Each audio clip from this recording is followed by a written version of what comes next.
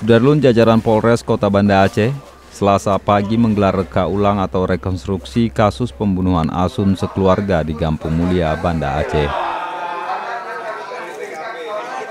Seperti diketahui, pembunuhan itu terjadi pada Jumat 5 Januari 2018 lalu.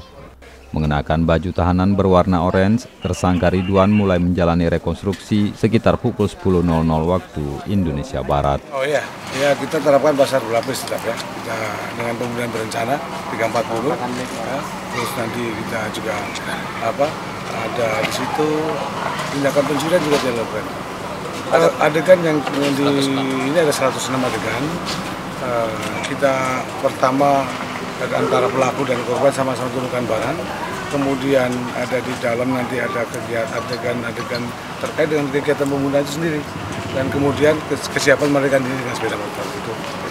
Dengan BAP sendiri klop ya Pak Kapolri? Alhamdulillah ya, dengan berita acara dan apa yang dia lakukan sama persis, jadi tidak beda. Ya mudah-mudahan dengan ini melengkapi semua berita acara dan membuat keyakinan dari hakim.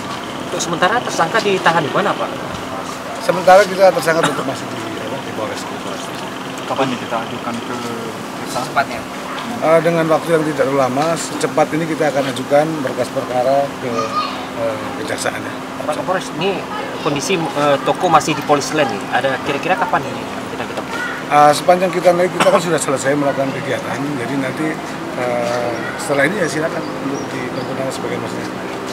Ada tersangka baru kita perbolehkan masuk? Iya, udah bisa. Karena kan sudah selesai olah TKP, semuanya sudah sampai dengan rekonstruksi.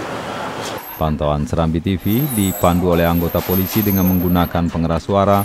Tersangka Ridwan menjalani beberapa adegan. Proses rekonstruksi itu dikawal ketat oleh ratusan anggota polisi dari Polresta Banda Aceh. Selain itu, ratusan warga Gampung Mulia juga memenuhi lokasi rekonstruksi. Mereka berdiri di luar garis polisi yang sudah dibentangkan polisi. Dari Banda Aceh, Budi Patria, Serambi TV. Terima kasih Pak Kasat. Polsek makan. Ya.